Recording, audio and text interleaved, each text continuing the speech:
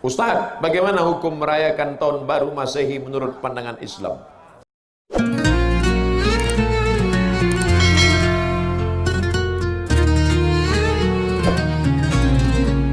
Alhamdulillah. Wassalatu wassalamu ala Rasulillah Sayyidina wa maulana Muhammad ibni Abdillah wa ala alihi wa sahbihi wa man tabi'ahu wa mawala. Ashhadu an la ilaha illallah wahdahu la syarika lah. Wa ashhadu anna sayyidana Muhammadan abduhu wa rasuluhu la nabiyya ba'dah. Ada orang menganggap kalau dia sakit berarti dia sedang diazab Allah. Ada orang yang berkeyakinan kalau terbakar, hilang, meninggal itu berarti laknat dari Allah. Ini perlu dibetulkan pemahamannya. Ini keliru, salah. Sakit belum tentu laknat. Justru sakit itu cara Allah untuk menghapuskan dosa-dosa. La yusibul mu'min min nasabin wala wasabin wala saqamin wala syaukin yastakuha. Susah hati, gundah gulana, duri yang menusuk tapak kaki. Itu cara Allah menghapuskan silap, salah dan dosa. Justru yang dianggap laknat itu adalah dalam kitab judulnya Tanbihul Mu'tarin. Tanbih artinya peringatan, Mu'tarin orang yang tertipu. Ada orang-orang tertipu di dunia ini, maka di situ disebutkan nama penulisnya Syekh Abdul Wahab Ash-Sha'rani, ulama besar yang hidup di abad ke-10 Hijrah. Apa kata beliau? Orang yang kena azab adalah orang yang tertidur malam sampai tak sempat tahajud. Nah, itu orang yang sedang kena azab. Ini tak usah ngaku, diam-diam aja. Siapa yang malam ini tak tahajud sampai tertidur, bangunnya menjelang azan subuh, nah itulah orang yang sedang kena azab atas dosa di waktu siang. Tapi Allah masih sayang sama dia. Dosanya waktu siang itu diazab Allah dengan tidak menikmati manisnya tahajud malam, diazab Allah di dunia supaya di akhirat nanti tak dapat lagi azab. Dosa orang yang melakukan perbuatan maksiat di waktu siang, maka diharamkan Allah mendapatkan manisnya, nikmatnya munajat, bersujud, berdoa di tengah malam. Nah, jadi banyak yang kita anggap azab sebenarnya bukan azab. Miskin bukan azab, susah bukan azab, risau bukan azab, duri menusuk tapak kaki bukan azab, dilaporkan ke Mabes bukan azab. Saudara yang dimuliakan Allah Subhanahu wa taala, justru azab adalah ketika tertidur lelap sampai azan subuh tiba. Alhamdulillah, malam ini yang paling afdolnya tahajud itu jam berapa Pak Ustaz? Sepertiga malam. Malam itu dihitungnya sejak jam berapa? Dari mulai setelah Isya. Jadi ngitungnya dari jam 8, 9, 10, 11, 12, 1, 2, 3, 4, 5 dibagi 3, 9, 10, 11, 12, 1, 2, 3, 4, 5. Begitu cara membagi malam itu. Maka yang paling afdal adalah 12, 1, 2. Itu makanya ada ustaz dulu menjelaskan kapan waktu yang afdal salat tahajud ustaz? Ya agak-agak jam 2 lah. Tapi zaman Nabi tak ada jam. Dari mana ustaz tahu jam 2? Ustaz kau tanya-tanya. Udah begitu dari dulu. Cara ngitungnya begitu. Ngitung malam itu dari azan Isya ke azan subuh. Nah, jadi kalau dihitung dari jam 8 azan Isya, 9, 10, 11, 12, 1, 2, 3, 4, 5. Jadi kalau saya tahajud jam 9 Pak Ustaz, sah. Tapi waktunya tak afdal, tak utama. Dia mau pergi naik pesawat ke luar negeri, pesawatnya jam 11. Habis Isya itu sholat dia. Tapi tak ada tidur dulu. Kalau tidur dulu namanya tahajud. Kalau tak ada tidurnya namanya qiyamul lail. Itu beda tahajud sama qiyamul lail. Tak dapat tahajud karena tak tidur, dapat qiyamul lail. Jangan menunggu tidur sampai tak tahajud. Kau kenapa tak pernah sholat malam? Itulah aku payah, aku kalau udah tidur nih azan subuh baru bangun. Maka ma la yadraku kulluh la yutraku kulluh. Kalau tak dapat semuanya, jangan tinggalkan semua. Ustaz, bagaimana hukum merayakan tahun baru Masehi menurut pandangan Islam? Memakai kalender Masehi, oh ini panjang ceritanya. Siap mendengar cerita ini? Ada seorang kaisar dari negeri Romawi. Romawi itu sekarang Rome, Eropa. Kaisar ini namanya Kaisar Julian. Siapa namanya? Kaisar Julian. Kaisar Julian membuat kalender. Itulah dia kalender Januari, Februari, Maret, April. Kebetulan saya lahir bulan Mei. Apa arti Mei? Maybe yes, maybe no. Maka setiap bulan-bulannya ada maknanya. Kaisar Agustinus, dibuatnya Agustus. Ada patung, kepalanya dua, satu ke sana, satu ke sana. Maka patung itulah dibuat tahun bulan pertama, namanya patung Januari. Kenapa Januari dibuat di awal? Karena kepalanya dua, menghadap ke sana 2017, menghadap ke sana 2018, menghadap ke sana 2018, menghadap ke sana 2019. Ini Kaisar Julian punya nama. Lalu kemudian Kaisar Julian meninggal, kalender ini diambil oleh Paus di Vatikan, namanya Paus Gregorius. Siapa namanya? Gregorius. Dirubah nama kalender ini bernama Gregorian Calendar. Makanya cari di internet Gregorian Calendar, karena yang membuatnya Paus Gregorius. Dimodifikasinya ketika PBB, bukan pajak bumi bangunan, Persatuan Bangsa-Bangsa, kalau bahasa daerahnya United Nation. Nation bangsa-bangsa, United persatuan. Manchester United itu sepak bola. Berkumpul bangsa-bangsa, akhirnya PBB mengambil kalender dari Vatikan Gregorian, dipakailah yang dulu sebelumnya kerajaan Goa, kerajaan Islam di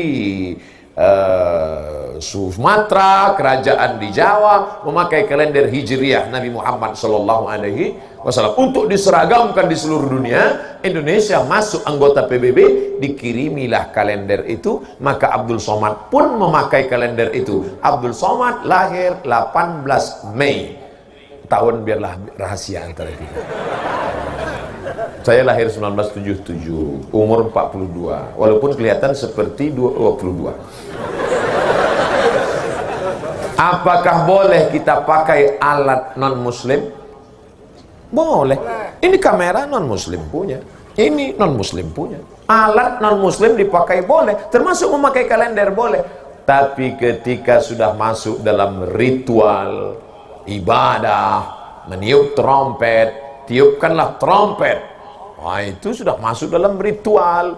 Lalu kemudian menyala-nyalakan lilin, sudah ritual. Maka oleh sebab itu, apalagi membuang waktu percuma, apalagi sampai membawa anak gadis orang yang tidak mahram.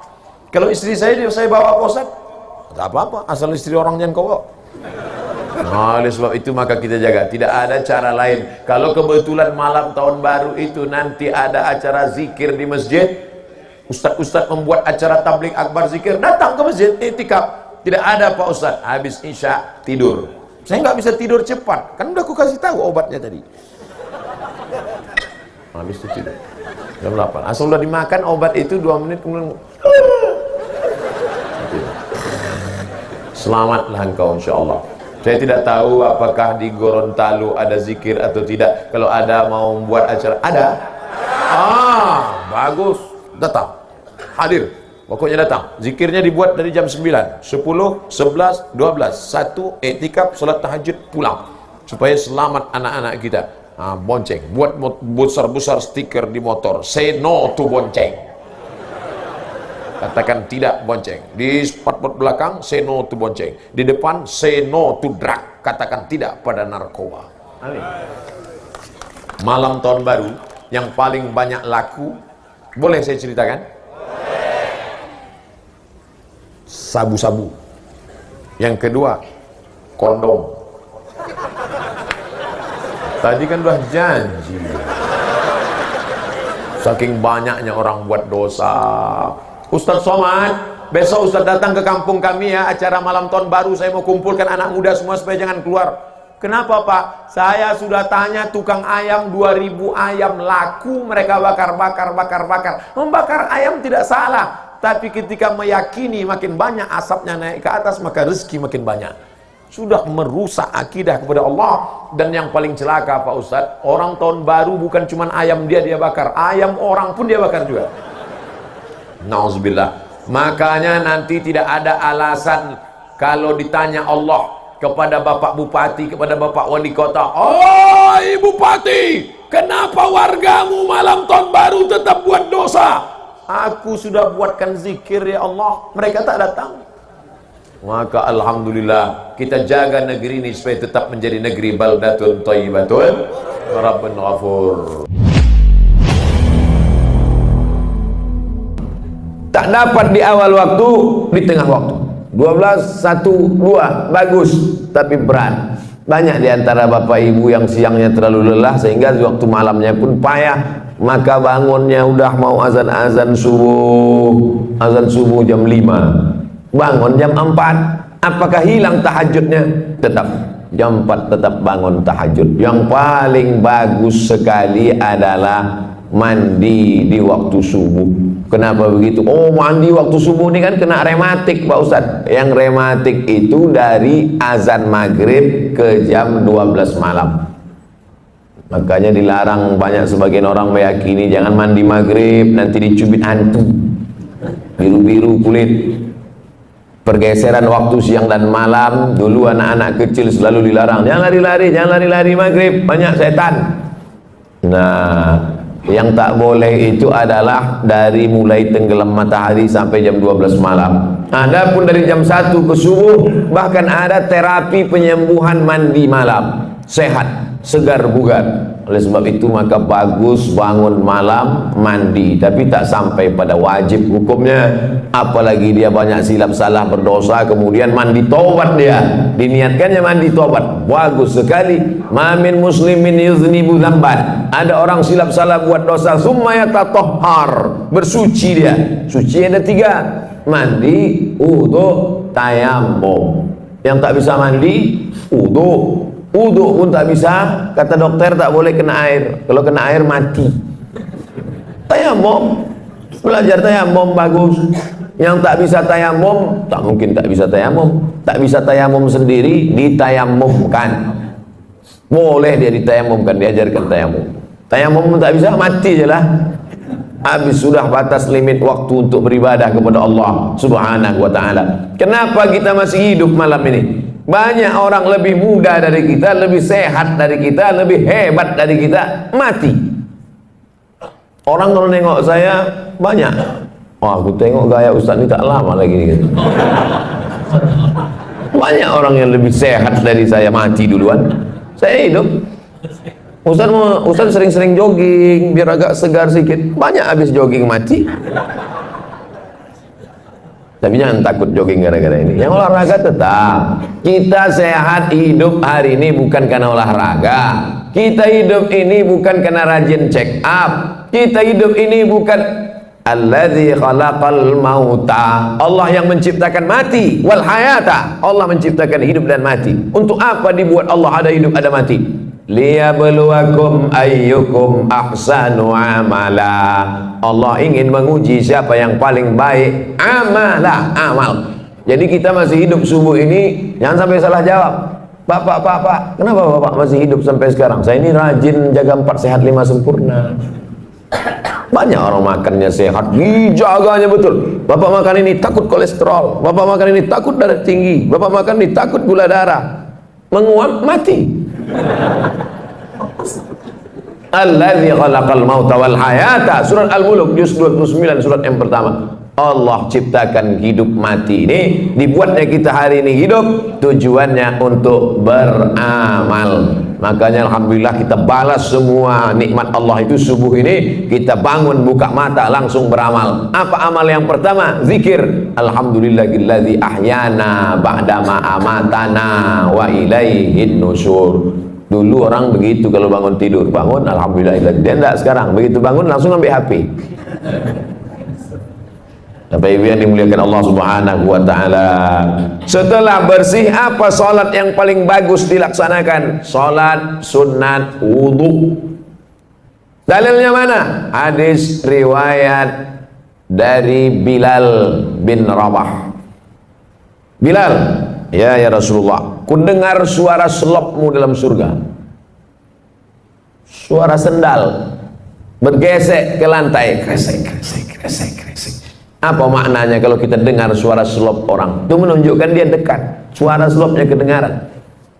Sebagian orang begitu. Ada juga sebagian lagi tak terdengar suara selopnya, tercium bau asapnya. Merokok. Ku dengar suara selop sendalmu dalam surga, hai Bilal. Apa amal kau Bilal? Kata Bilal, aku tak pernah meninggalkan solat sunnah setelah bersuci berwudu. Tak pernah dibuat Nabi, tak pernah disuruh Nabi, tak pernah diajarkan Nabi, tak pernah Nabi mengatakan, hai orang beriman, kalian kalau habis wudu solat sunatlah kalian. Tak pernah. Itu murni inisiatif, ide dari Bilal. Setiap habis wudu solat sunat dia, setiap habis wudu solat sunat dia.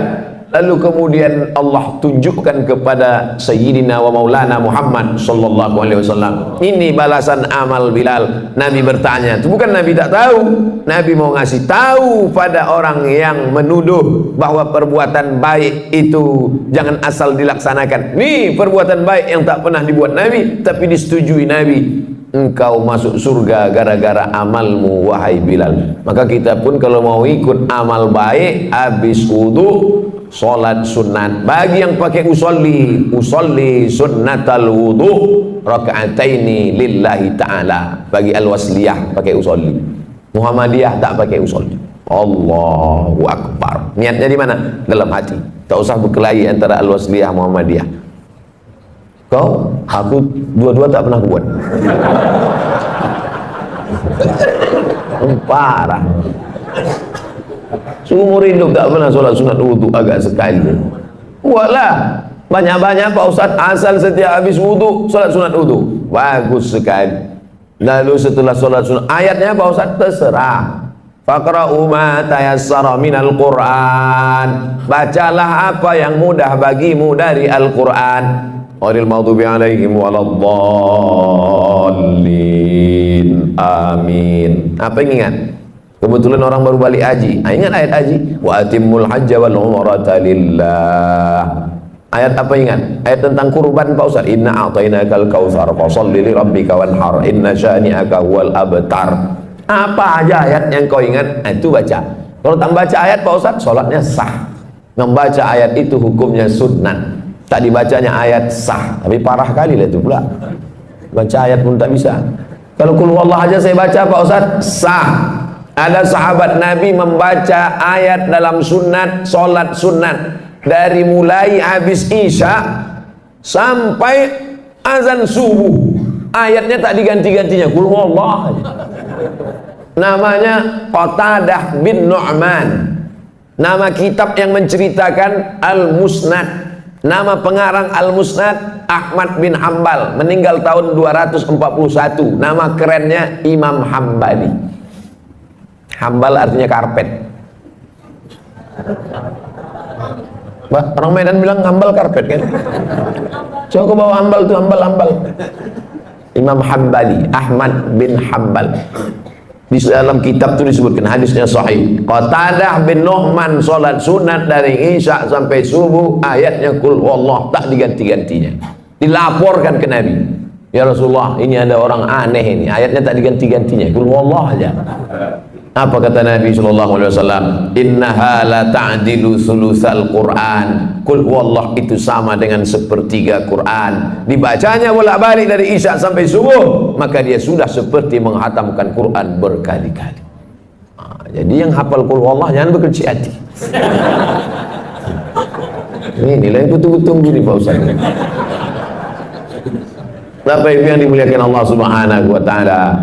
Setelah selesai salat sunat wudu, bagus lagi salat sunat taubat. Asal disebut terbayang toco. Makan tak salah, tapi makan dalam Islam itu tujuannya liyuqima sulbahu, menegakkan tulang belakang. Ini bapak ibu bisa tegak tulang belakang ini kan karena makan semalam. Coba kalau tak makan, asal agak-agak mau duduk tumbang. Oleh sebab itu maka masalah makan tak salah. Kulu, makanlah. Washrabu, minumlah. Wala tusrifu, jangan berlebih-lebihan. Lalu kemudian solat sunat taubat. Usolli sunnat taubat raka'ataini lillahi ta'ala. Apa dosa saya Ustaz? Kenapa saya mesti solat sunat taubat? Dosa saya apa? Dosa engkau karena kau mengaku tak berdosa, itulah dosa. Jangan sangka dosa itu mencuri, ngerampok, berzina, minum khamar. Mengaku tak berdosa, itu sudah dosa. Kenapa begitu? Karena Nabi Muhammad sallallahu alaihi wasallam, apa kata Nabi? Inni tubtu ila rabbi, aku bertobat sehari semalam. Istaghfartu, aku beristighfar sehari semalam akthar min mi'ati marrah, lebih dari 100 kali, atau kama qala Rasulullah sallallahu alaihi wasallam. Apa dosa Nabi? Mana ada dosa dia?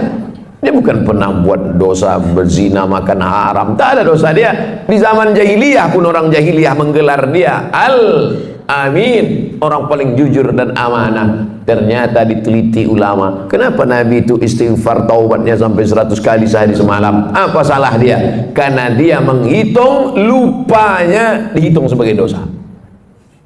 Lupa dia dihitung dosa. Kalaulah lupa kita ini dihitung dosa, tak ada kita dimasuk surga. Dalam sembahyang pun kadang lupa. Allahu Akbar, nampak kunci dalam laci.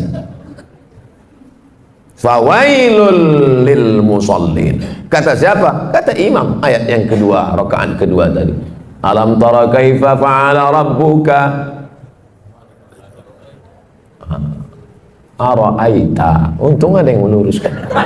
Ini tak selamanya Ustaz itu betul. Jangan Ustaz itu salah diteruskan juga ayat dia. Ara'aita allazi yukadzibu biddin. Tahukah kau siapa yang mendustakan agama? Bukan orang yang minum khamar. Orang mendustakan agama bukan orang korupsi. Siapa orang mendustakan agama? Ara'aita allazi yukadzibu biddin fadzalika allazi yad'ul yatim. Kalau ada orang rajin puasa sunat, bolak-balik haji ke Makkah, tapi anak yatim tak bayar uang sekolah, dia diam, itulah orang mendustakan agama. Fadzalika alladzi yad'ul yatim wa la yahuddu ala ta'amil miskin. Saya baru dapat video. Anak kecil bersandar di dinding, digeser sama petugas, jatuh, mati dalam kelaparan.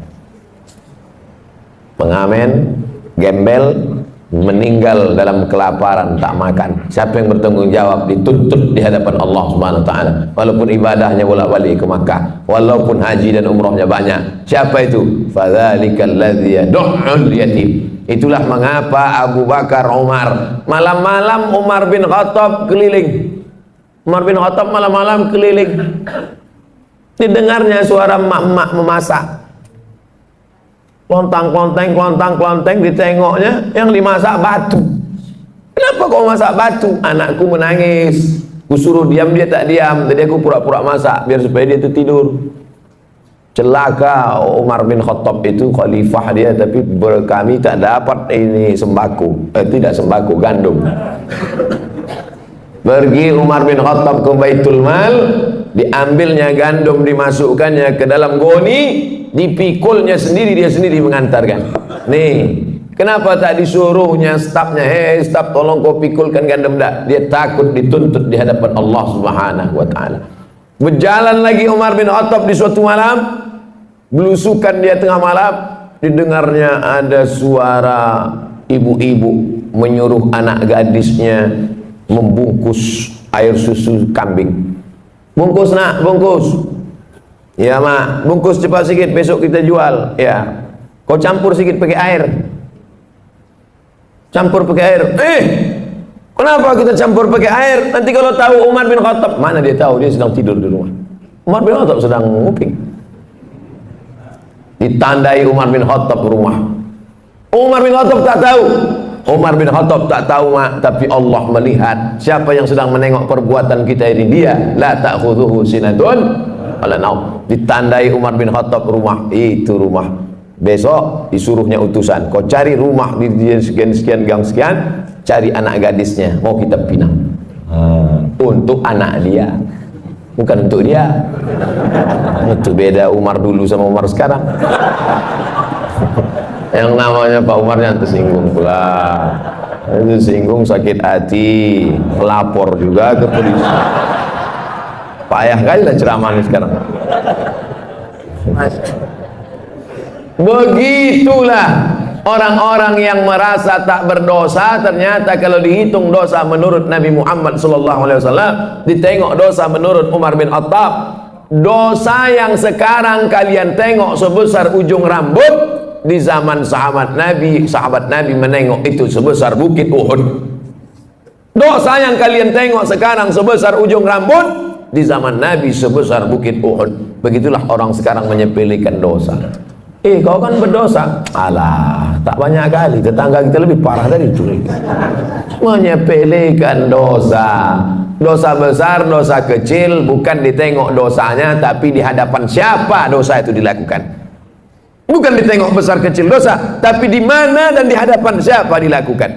Ngupil, maaf cakap, ngupil, ngorek tai hidung, mana pula dosa? Carilah ayat Quran yang melarang ngorek hidung, tak ada. Tapi coba kalau dilakukan di istana negara, diliput 10 stasiun TV live. Diundang ke istana, dapat penghargaan, pas sedang duduk-duduk ngupil.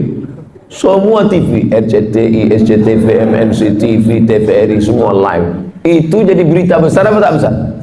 Besar. Semua orang menengok.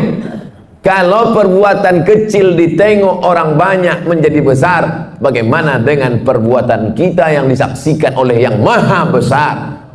Oleh sebab itu maka jangan pernah menyepelekan yang kecil.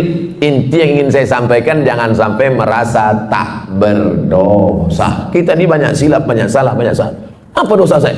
Apa dosa saya? Apa silap saya? Saat kau merasa tak bersalah, tak bersilap, tak berdosa, saat itu engkau adalah orang paling banyak berbuat silap, salah dan dosa. Yang paling afdal solat sunat taubat. Yang sudah melaksanakan alhamdulillah, yang belum besok malam mudah-mudahan masih hidup lagi. Setelah sholat sunat taubat, ini mesti nih Pak Ustaz, namanya juga sunat. Ini kan cerita kita nih sunat, bukan wajib. Kalau perintahnya kuat, wajib. Kalau tidak kuat, sunat. Larangannya kuat, haram. Larangannya tak kuat, makruh. Tak disuruh, tak dilarang, mubah. Nah, ini 5 kotak ini jangan digeser-geser. Perintahnya kuat, wajib. Tak kuat, sunat. Larangannya kuat, haram. Kurang kuat, makruh. Tak disuruh, tak dilarang, mubah. Jangan digeser. Yang sunat dinaikkan ke wajib, yang makruh dinaikkan ke haram. Sesak napas orang. Udah diatur itu semua sama ulama fikih. Nama ilmunya fikih. Orang yang paham fikih itu disebut faqih. Itu tuan faqih itu. Apa arti faqih itu? Entahlah, dari dulu dah gitu, siapa tanya-tanya. Nama ilmunya fikih. Nama orang yang berilmu tentang fikih itu namanya faqih. Jamaknya fuqaha. Sudah begitu menurut para ulama fuqaha. Ya. Kata Ustaz itu tadi fuqaha. Iya, fuqaha. Fuqaha itu apa? Ya, ulama-ulama juga lah. Ada ulama tafsir, ada ulama hadis, ada ulama fikih. Jamaknya fuqaha. Setelah sholat sunat taubat, sholat sunat tahajud. Usolli sunnat tahajud raka'ataini lillahi ta'ala. Sholatul laili masna masna. Sholat malam itu 2 rakaat salam, 2 rakaat salam, 2 rakaat salam, 2 rakaat salam. Berapa rakaat Pak Ustadz? Nabi Muhammad SAW 8 rakaat. Saya tak sanggup Pak Ustadz 8 rakaat. Jadi kalau saya buat 2 rakaat, jadilah daripada tidak sama sekali. 2 rakaat. Ada orang-orang dulu pernah membuat 2 rakaat nih Pak Ustadz. Ada. Utsman bin Affan pernah buat 2 rakaat. Rakaat pertama 15 juz. Rakaat kedua 15 juz. Kalau rakaatnya banyak, ayatnya pendek-pendek. Siapa itu? Anaknya cerita. Nama anaknya Abdullah. Nama ayahnya Ahmad.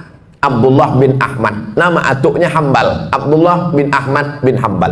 Abdullah, ya, ayah kau ulama besar. Oh, imam mazhab. Mazhab yang ketiga, paling tua Hanafi, nomor 2 Maliki, nomor 3 Syafi'i, nomor 4 Hambali. Ayahnya imam mazhab yang keempat di Baghdad, Irak. Ayah kau ulama besar, hebat. Berapa rakaat sembahyang malamnya? 300 rakaat, 300 rakaat.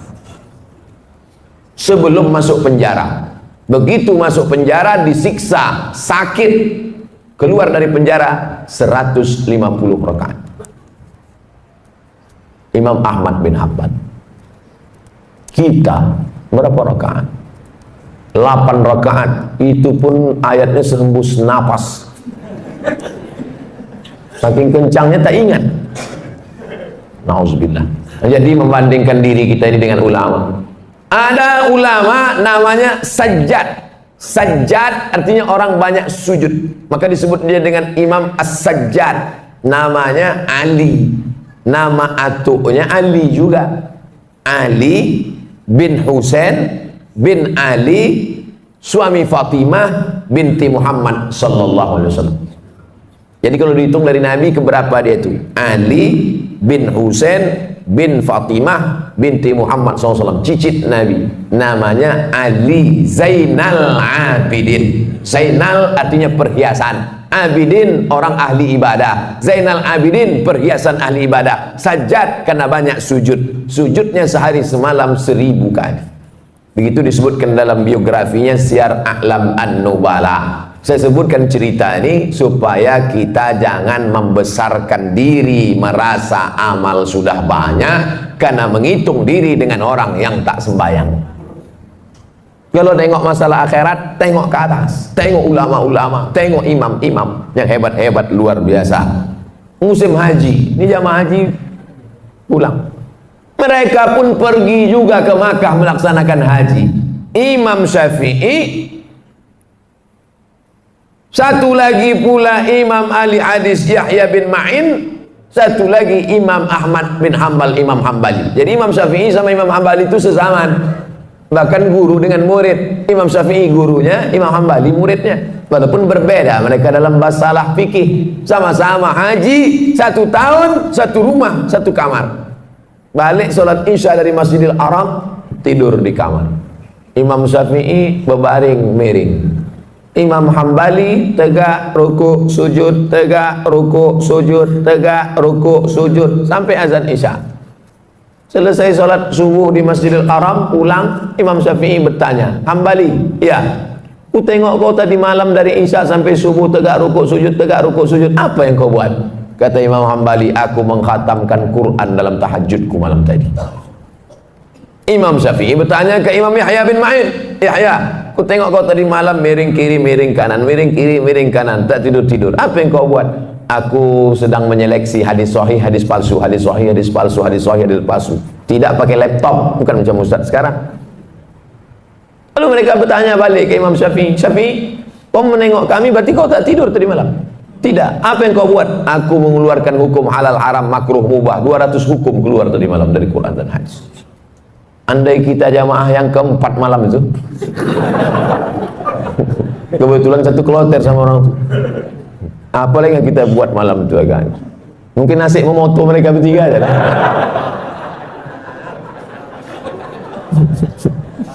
Begitulah kita kalau dibandingkan ulama salaf.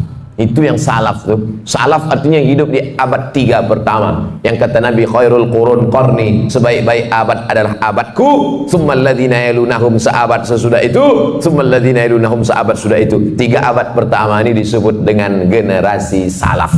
Jadi kalau ada orang sekarang mengatakan saya salaf, salaf kudis. Yang betul itu adalah kita pengikut ulama salaf, bukan kita nih salaf. Salaf kaki 3 ialah Mengikut ulama salaf kita ini, mengikut akhlak mereka, mengikut ibadah mereka.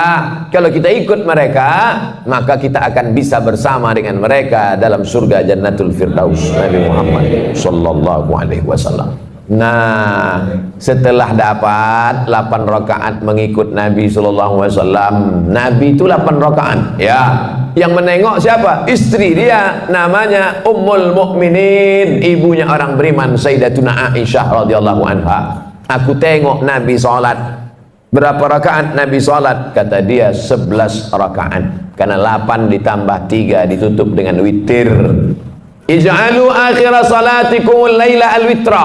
Jadikanlah salat malam kalian yang terakhir ditutup dengan witir. Makanya habis tahajud 8 tuh tutup witir. Usolli sunnatal witri salasa rakaatin. Bagi yang mau 3 rakaat 1 salam, tidak pakai tasyahud awal supaya tak sama macam maghrib. Tapi bagi yang mazhab Syafi'i dibuat dia 2-1. Witir kan ganjil Pak Ustaz, ya. Lalu yang 2 itu apa namanya? Syafa'. Wal fajri walayalin ashri wasyaf'i wal watri. Watri ganjil, syafa' genap. Jadi sholat 2 rakaat dulu. Usolli sunnata syaf'i ma'al witri. Aku sholat syafa' 2 rakaat sepaket dengan witir lillahi ta'ala. Habis itu baru sholat witir 1 rakaat. Dia masih 3. Pilihlah. Masjid ini kemarin waktu bulan Ramadan witirnya 21 atau 3 rakaat 1 salam. 21 dengan 3 rakaat 1 salam. Dalam mazhab Syafi'i lebih afdal 21, karena yang 2 rakaat 1 salam itu iftitahnya 2 kali, tasyahudnya 2 kali, lebih banyak amalnya. Tapi saya tak menyalahkan yang 3 rakaat 1 salam tanpa tasyahud awal supaya tak sama dengan maghrib, karena ada juga dalam pendapat para ulama. Tak perlu mempermasalahkan yang tak masalah sehingga menjadi masalah. Disitulah letak masalahnya. Nah, habis witir, sholat hajatnya kapan Pak Ustaz? Kalau mau sholat hajat bisa sebelum tahajud tadi atau di sela-sela dari tahajud ke witir. Yang penting setelah habis witir tutup, selesai. Waktu menjelang azan subuh, apa yang perlu kita lakukan? Wabil ashari hum yastaghfirun. Paling bagus di waktu sahur menjelang azan subuh, banyak-banyak beristighfar. Ambil tasbih, istighfar. Astaghfirullahaladzim, astaghfirullahaladzim, astaghfirullahaladzim. Tasbih-tasbih yang tergantung di kaca spion itu cabutlah. Udah lama betul mobil itu bertasbih dah. Jangan sampai mobil itu masuk surga, awak masuk neraka. Cabutlah, cabut. Besok cabut. Astaghfirullahaladzim, astaghfirullah. Man lazimal istighfar, siapa yang memperbanyak istighfar, 3 balasan orang banyak istighfar. Ja'alallahu lahu min kulli dhiqin makhraja. Kesempitan hidupnya dikasih Allah kelapangan. Wa min kulli hammin faraja. Kesusahannya diberikan Allah kesenangan. Wa razaqahu min haitsu la yahtasib. Dikasih Allah rezeki dari jalan yang tak disangka-sangka. Hati susah senang bukan karena harta, karena banyak orang kaya raya mati bunuh diri karena hatinya sempit. Orang yang disempitkan Allah dadanya, dipendekkan Allah pandangan matanya, sejengkal saja dia menengok dunia, mudah stres, depresi. Angka bunuh diri terbesar di dunia bukan di Indonesia, bukan karena PHK, bukan karena tak ada kesempatan kerja, bukan karena miskin rakyat jelata. Angka bunuh diri terbesar di dunia di Eropa dan Amerika yang kaya raya. Kenapa? Stres, depresi. Mereka pakai mobil mewah, pakai baby Benz, pakai BMW, kena penyakit insomnia, tak bisa tidur malam. Orang kita naik sudah kok tidur. Sampai ke Simpang Marendal, padahal mau belanja ke Simpang Limun. Bayangkan itu. Bapak ibu pikir tidur ini masalah sepele. Berapa banyak orang kaya tak bisa tidur, makan pil tidur. Betul tak ceritanya? Oleh sebab itu kalau ada kawan tertidur, diamkan aja lah. Nah, itu dia sedang dalam nikmat yang besar. Bapak ibu yang dimuliakan Allah subhanahu wa ta'ala. Oleh sebab itu maka Allah ta'ala beri kelapangan hati kepada Nabi Musa alaihi salam dalam doanya, Rabbi syrahli Lapangkan dada ni ya Allah, karena dunia ini penuh dengan masalah. Nabi Muhammad SAW juga dilapangkan Allah dadanya. Apa kata Allah? Alam nasyrah laka, minta kelapangan hati. Kalau cerita masalah sempit sekarang ini, saya yang paling sempit hati saya. Saya sedang dilaporkan. Tapi karena didoakan oleh para jamaah, terutama yang paling banyak mendoakan saya, inilah panitia masjid subuh nih. Ya Allah, kami udah memasang tenda di belakang tuh. Kalau sampailah Ustaz tuh stres tak bisa ceramah, hancurlah program kami.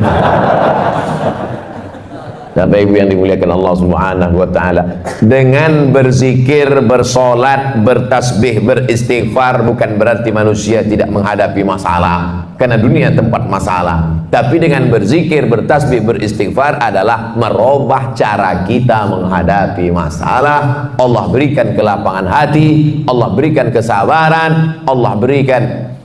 Banyak orang-orang soleh itu mati di tiang gantungan. Siapa contohnya? Tonton film Umar Mukhtar, pejuang dari Libya yang menggantungnya Mussolini. Said Qutb meninggal di tiang gantungan. Pagi-pagi pas mau dia digantung itu, malam tuh mimpi dia menengok Nabi Muhammad SAW. Cerita tentang dia mau digantung malamnya jumpa Nabi itu diceritakan dalam ceramah ulama besar dari Mesir, namanya Syekh Abdul Hamid Kishi. Syekh Abdul Hamid Kishi. Pas mau digantung pagi itu tersenyum dia. Nampaknya tiang gantungan itu macam tangan bidadari sedang melampai. Tak sabar dia mau mati menghadap Allah Subhanahu wa taala. Bukan macam orang-orang stres yang mau disuntik mati, ketakutan, ada permintaan macam-macam. Kau mau mati ini mau minta apa? Lontong sayur gitu. Saudara yang dimuliakan Allah Subhanahu wa taala, hidup ini hanya tempat persinggahan sejenak dalam perjalanan panjang sementara sampai ke tujuan. Hidup ini tak sampai seperti setengah sayap nyamuk. Bukan sayap pesawat, sayap nyamuk. Hidup ini hanya setetes. Kalau dapat jangan sombong, karena yang kau dapat cuma setetes. Yang kaya raya, yang pejabat, yang hebat, cuma setetes. Yang tak dapat pun jangan terlalu sedih, karena yang tak dapat itu pun cuma setetes. Kita semua akan mati menghadap Allah. Apa yang akan dibawa? Berjumpalah ulama yang populer, yang masyhur, yang punya banyak jamaah, ulama fikih, dengan ulama yang tak terkenal, ulama mastur yang tak dikenal masyhur, ulama tasawuf. Meninggal ulama fikih yang populer, yang terkenal, yang viral, yang masyhur, yang hebat, yang punya jabatan itu, mimpi berjumpa ulama tasawuf. Apalah yang kau dapat di akhirat dengan kepopuleran, dengan jabatanmu, dengan kehebatan namamu itu? Diambilnya debu, ditiupnya di tapak tangan. Itulah follower. Itulah semua.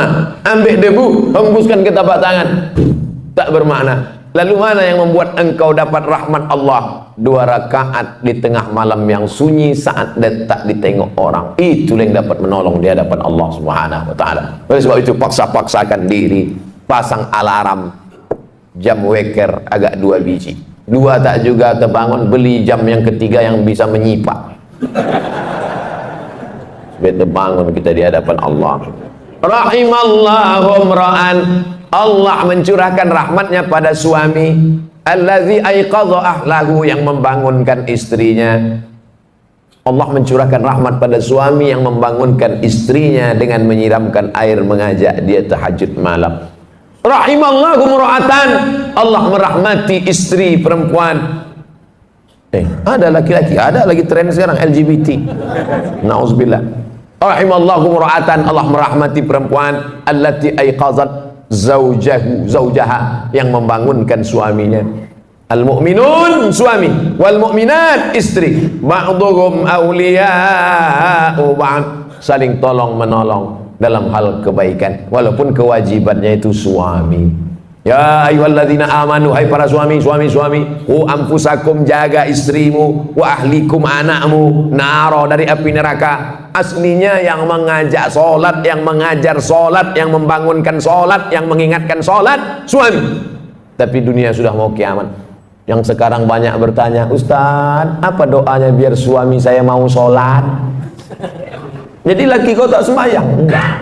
Dari dulu atau sampai sekarang? Memang dari nikah tak sembahyang. Kenapa mau sama dia? Saya pun dulu tak sembahyang. Belakang-belakangan ini tobat saya Pak Ustaz. Laki saya tetap Fir'aun. Sabar ibu, sabar, banyak-banyak doa sama Allah. Dua gendangnya, kalau tak dia mati, ibu mati. Inilah bapak nih, cerita laki ibu tu mati, bapak ketawa pula. Mestinya sedih lah. Bapak ibu yang dimuliakan Allah Subhanahu wa ta'ala, sampai pada akhirnya azan subuh pun berkumandang. Tahanlah kita dengan wudhu tadi. Kalau wudhunya batal, diganti tajdidul wudhu, memperbaharui wudhu. Kalau saya ragu Pak Ustaz, batal apa tak batal? Batal apa tak batal? Al yaqinu la yuzalu bisyak. Keyakinan yang kuat tak mungkin dirusak oleh ragu. Hatta tasma'a sautan, jangan kau wudhu lagi, jangan kau batalkan solatmu. Kalau datang bisik-bisik, batal wudhumu, batal wudhumu, batal wudhumu, batal wudhumu. Jangan kau berhenti solat. Hatta tasma'a sautan, sampai kau dengar suara, au tajidari'an, atau kau cium bau. Dengar suara, tercium bau, baru batal. Tak ada suara, tak ada berbau, tak batal. Tak bersuara, bau, batal. Kadang kita ini kan diganggu-ganggu setan. Udah batal, udah batal, udah batal, udah batal. Itu memang kerja setan. Jangan disalah-salahkan setan. Kenapa setan ini gini? Itulah kerja aku, kata dia. Itulah kerja dia, SOP dia. SOS, standar operasional setan. Nah, azan subuh ke masjid, raka'atal fajri, 2 rakaat qabliyah subuh, khairum minad dunya wa ma fiha. Siapa yang paling kaya di dunia ini sekarang? Bill Gates, yang punya Microsoft. Siapa yang paling kaya di dunia ini sekarang? Yang punya Yahoo, yang punya Google, Facebook. Siapa yang paling kaya dunia ini sekarang? Yang paling kaya sekarang adalah kita, karena kita sudah dapat dunia dan seisinya. Qobliyah subuh. Yang tadi qobliyah subuh. Yang tadi tak qobliyah subuh, masbuk terlambat. Boleh qobliyah subuh setelah sholat subuh, tapi jangan di masjid. Balik ke rumah, qobliyah subuh, qadha, diganti. Tapi jangan tiap-tiap subuh. Sekali-sekali. Kalau tiap-tiap subuh itu namanya hobi. Usolli sunnatas subhi raka'ataini qabliyatan. Ayatnya rakaat pertama qul ya ayyuhal kafirun. Rakaat kedua qul huwallahu ahad. Kenapa itu ayat yang dipilih? Qul ya ayyuhal kafirun. Kau boleh tetangga dengan non muslim, kau boleh sekantor dengan beda agama, tapi sebelum matahari terbit kau sudah kuatkan akidah wala ana abadu ma abadtum wala antum abiduna ma abud lakum dinukum. Jadi rakaat kedua kuatkan benteng, Tuhanmu bukan satu, bukan dua, bukan tiga. Qul huwallahu ahad, Allahus somad. Meminta hanya kepada dia, Allahus somad. Siapa dia? Lam yalid wa lam yulad walam yakul lahu kufuwan ahad. Habis itu barulah sholat subuh. Kalau qabliyah subuhnya saja lebih baik daripada dunia dan seisinya, apalagi sholat subuhnya. Kalau sudah sholat subuh macam sholat Jumat begini, ini tanda Palestina tak lama lagi akan merdeka. Tapi jangan subuhnya aja. Bapak Ibu yang dimuliakan Allah, Allah bisa karena biasa. Dari kecil terlonjak-lonjak, sudah besar terbawa-bawa, sudah tua terubah tidak. Oleh sebab itu anak-anak kecil ini dibangunkan pagi, sholat subuh, sholat subuh, sholat subuh. Sholat subuh nak, kata ayahnya. Apa kata emaknya? Biarkan aja lah bang, tanggal merah. Mana ada sholat tanggal merah? Oleh sebab itu maka dididik dia. Kalaulah sempat dia nanti tua, agak-agak nyasar, agak-agak salah jalan sikit, tapi nanti teringat dia. Mungkin bapak bukan ustaz, tak pandai berceramah, tak pernah mengajar dia, ya ayyuhallazina amanu. Tapi tangan bapak menenteng tangan dia, asal mau ke masjid tarik dia, nanti sampai masanya diingatnya itu. Saya berjumpa sama promotor musik. Promotor musik tahu sendirilah, band itulah sembahyang dia. Putar juga kepalanya, tapi mabuk, bukan berzikir. Saya tak sholat Pak Ustaz, tak puasa Pak Ustaz, Kalau sudah membawa grup musik tur 6 bulan. Dari mulai Aceh, Medan, Riau, Jambi, Palembang, Lampung, Bengkulu, 6 bulan. Tur lagi Kalimantan, tur lagi. Sampai akhirnya suatu petang duduk saya di atas pentas musik mau show nanti malam, habis masang-masang lampu segala macam. Pas matahari mau tenggelam, nampak saya merah di ufuk barat, terdengar suara azan. Allahu Akbar, Allahu Akbar. Pas sedang itu teringat saya almarhum ayah menenteng tangan saya ke masjid dulu waktu kecil. Saya tinggalkan semua, taubat saya. Betapa kenangan kecil ke masjid berkesan luar biasa. Oleh sebab itu jangan pernah bosan, jangan pernah muak. Kenapa? Boleh jadi di situ nanti titik Allah mengingatkan memori dia, nyasar-nyasar dia, salah jalan dia, pakai narkoba dia, diskotik dia, tapi akhirnya dia berputar, dapatnya jalan balik menuju jalan Allah Subhanahu wa taala. Salat subuh. Ustadz besok jadi imam ya? Jangan dulu, suara saya ini sedang keras. Suara berceramah ini keras, dibawa menjadi imam macam kopi kering bunyinya. Alhamdulillah. Makmum di belakang macam tak ada aja imam lain. Kita tahu diri. Teman-teman petantang-petantang Ustaz, silakan maju Pak Ustaz. Iya. Kita ukur diri kita. Ada imam yang lebih layak maju. Biarlah imam tetap aja Pak maju. Yang kedua, saya tak mau maju nih petantang-petantang, takut salah adab. Rupanya di masjid itu tak pakai kunut, awak berkunut. Rupanya masjid itu berkunut, kita tak berkunut. Gara-gara kunut, kata jamaah, ustaz itu tak berkunut, tak usahlah kita dengar ceramahnya. Kunut ini hukumnya sunat ab'ad dalam mazhab Syafi'i. Kalau lupa baca kunut, sujud sahwi. Imamnya lupa, sujud sahwi. Makmumnya ikut sujud. Allahu Akbar, subhana man la yanamu wa la yashu. Maha suci Allah yang tak tidur dan tak lupa. Allahu Akbar, duduk, sujud lagi. Subhana man la yanamu wa la yashu, baru salam. Assalamualaikum warahmatullahi. Menurut mazhab Syafi'i. Rupanya masjid kita tadi berkunut. Allahumma hdina fi man hadait. Makmum tinggal amin, 5 amin. Allahumma hdina fi man hadait, amin. Wa'afina fi man afait, amin. Wa tawallana fi man tawallait, amin. Wa barik lana fi ma atait, amin. Wa qina bi rahmatika syarra ma qadait, amin. Sisanya tak diaminkan, baca sendiri. Fa innaka taqdi wa la yuqda 'alaik wa innahu la yadhillu man walait wa la ya'izzu man hadait, tabarakta rabbana wa ta'ala. Falakal hamdu 'ala ma qadait, nastaghfiruka wa natubu ilaik. Tutup dengan selawat. Wa sallallahu ala sayyidina Muhammadin nabiyil ummi wa ala alihi wa sahbihi wa baraka wa sallam. Tak hafal Pak Ustaz, gerak-gerakkan air mulut. Doa sunat, diam aja, diam. Yang wajib itu rukun Fatihah. Sunat baca, tak bisa baca, diam. Ingat Allah Subhanahu wa taala. Lalu kemudian setelah sholat pula kita tak keluar masjid. Ma min muslimin yuznibu dzamban man shallal ghadata fi jama'atin. Siapa yang sholat subuh berjamaah, summa qa'ada yadhkurullah, habis sholat dia tak keluar masjid tapi duduk berzikir.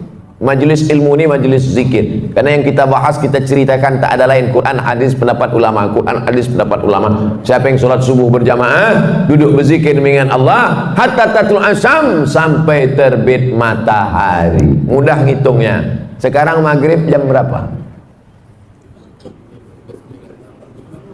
Jam 6.39. Nanti sholat isyraq mulai jam 6.39. Tapi tak berlaku di Saudi Arabia. Ini untuk Indonesia tropis. Bagi yang payah untuk menghitung kapan mulai sholat sunat isyraq, maka 6.39 sholat sunat isyraq. Syarat sholat sunat isyraq 3. Sholat subuh berjamaah, duduk berzikir mengingat Allah sampai terbit matahari. Sholat sunat isyraq 2 rakaat. Usolli sunnatal isyraq, pakai qaf. Isyraq artinya terbit matahari. Kalau pakai kaf, isyraq syirik. Kau sembahyang apa tadi? Sembahyang isyraq, sembahyang syirik lah. Nama waktunya syuruq, nama sholatnya isyraq. Usolli sunnatal isyraq raka'ataini lillahi ta'ala. Nanti kita sholat sunat isyraq. Habis ini saya jawab pertanyaan. Salat sunat isyraq 2 rakaat. Hadis riwayat Tirmidzi, status hadis hasan, layak diamalkan. Siapa yang sholat subuh berjamaah, duduk berzikir dengan Allah sampai terbit matahari, sholat sunat isyraq 2 rakaat, apa pahalanya? Kanat lahu ka ajri hajjatin wa umrah, dapat pahala macam haji dan umrah, tamah, sempurna. Yang sudah bayar ONH jangan bangga, bayar 2017 berangkat 2031, kenduri tiap tahun, 2030 mati. Tapi Allah kasih jalan lain. Yang tak punya duit jangan kecewa, jangan kecil hati. Sholat subuh berjamaah, duduk berzikir dengan Allah sampai terbit matahari, sholat sunat isyraq 2 rakaat. Tapi yang udah bayar ONH jangan ditarik balik. Jangan nanti balik dari sini pergi ke bank, saya tarik balik ONH. Kenapa? Tadi udah dapat pahala macam haji dan umrah.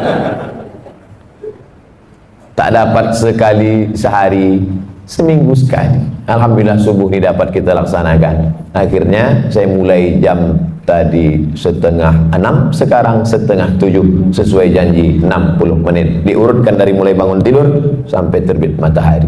Selanjutnya kita jawab pertanyaan. Nanti selesai ini kita masing-masing langsung sholat sunat isyraq masing-masing.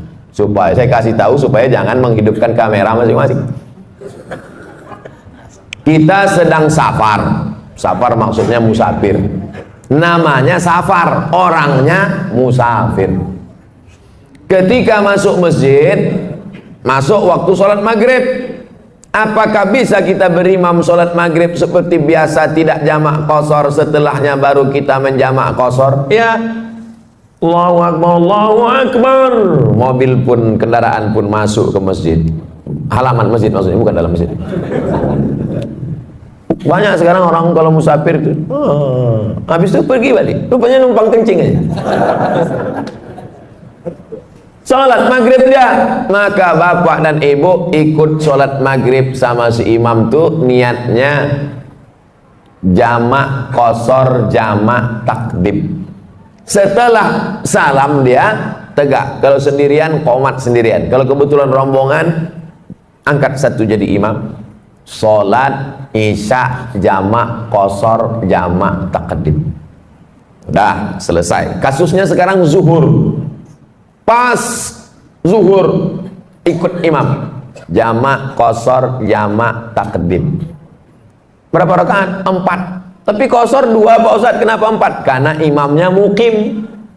Imamnya mukim. Al-imam ju'ilal imam liyutamma bi. Imam itu diangkat untuk diikuti. Kita ngikut imam. Imamnya 4, kita pun ikut 4. Nanti setelah salam tegak lagi, jamak qashar, jamak takdim, asarnya 2.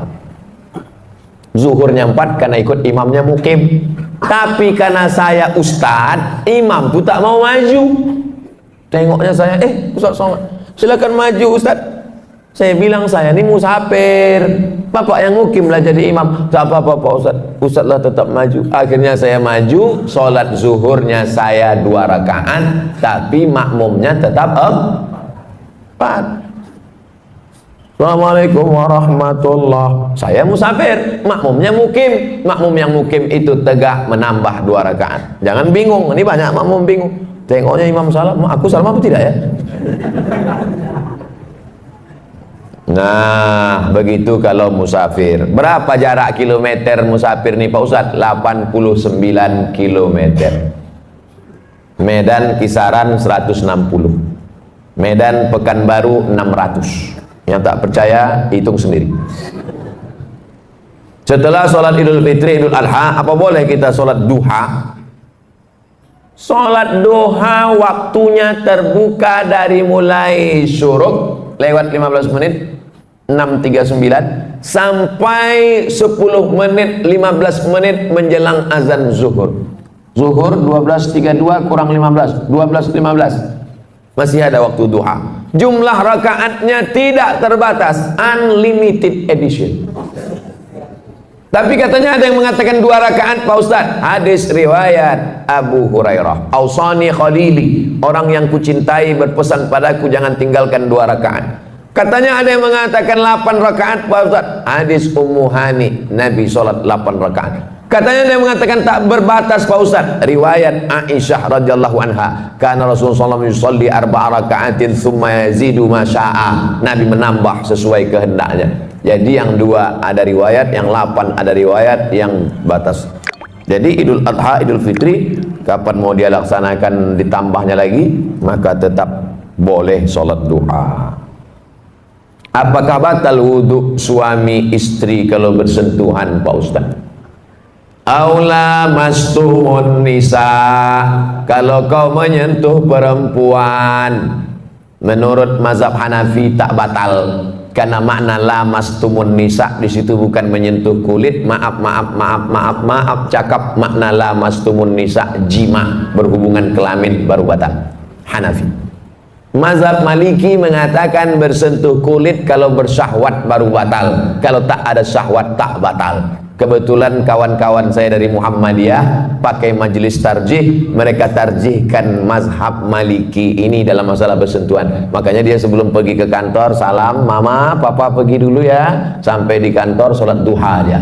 Kau tak wuduk lagi? Tak batal kok, aku tak nafsu sama tadi waktu salam. Mazhab Syafi'i makna la mastumun nisa, bersentuhan kulit, bernafsu ataupun tak bernafsu batal. Al-Wasliyah pakai mazhab Syafi'i. Makanya asal bersentuhan batal. Apalagi tinggal di Medan, Sungai Delhi, di tepi sungai, air banyak. Saya jelaskan tiga-tiga ini supaya kita tak berkelahi masalah ini. Nanti datang orang jamaah tabligh dari India, Pakistan, Bangladesh, mazhabnya Hanafi, tak kita salahkan. Dia misalnya jalan sama istrinya, lalu kemudian pegang tangan, lalu kemudian dia sholat. Oh, ini aliran sesat ini. Karena kita berwudu, dia tak berwudu. Selama masih ahlu sunnah wal jamaah. Ustadz sendiri pakai yang mana? Saya pakai mazhab Syafi'i. Asal bersentuh, batal, saya wudu balik. Asal bersentuh, batal, saya wudu lagi. Tapi dia tak salahkan Hanafi dengan Maliki. Guru-guru saya di Maroko mazhabnya Maliki. Gimana mau saya salahkan mazhab Maliki? Salah mazhab Maliki, murid durhaka lah saya. Saya pegang mazhab Syafi'i. Apa kelebihannya kalau Ustaz pegang mazhab Syafi'i dalam kasus ini? Setan tak bisa menggoda. Habis salaman, saya wuduk lagi. Datang setan, wuduk kau batal, wuduk kau batal, wuduk kau batal. Enggak, aku dah ambil sembahyang. Tapi kalau tak wuduk lagi, wuduk kau batal karena tadi kau nafsu. Tidak, ada sikit gitu. Semoga Pak Ustadz dirahmati Allah, amin. Pak Ustadz, saya ibu rumah tangga, umur 52 tahun. Bagaimana cara menjaga istiqomah? Sering-sering ziarah kubur. Apalagi yang suka ke mall, sering-sering nengok ziarah kubur. Pergi ke tempat belanja, shopping, mengejar dunia. Mau itu, mau ini, mau itu, mau ini, sampai tas kulit, baju, 3 lemari. Mati, habis diambil bini abang tu yang baru. Tapi kalau kita mengingat mati, secukup